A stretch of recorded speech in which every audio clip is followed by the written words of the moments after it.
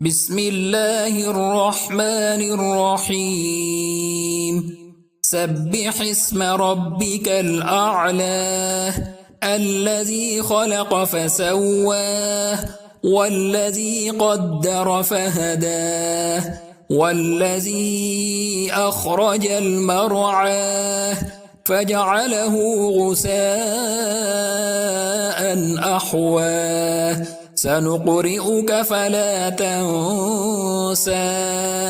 إلا ما شاء الله إنه يعلم الجهر وما يخفى ونيسرك لليسرى فذكر إن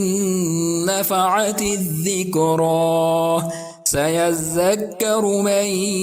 يخشى ويتجنبها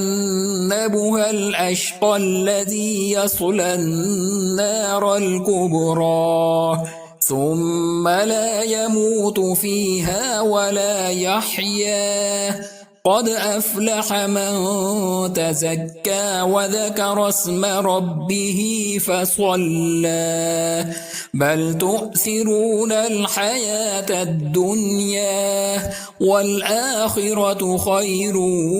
وأبقى إن هذا لفي الصحف الأولى صحف إبراهيم وموسى.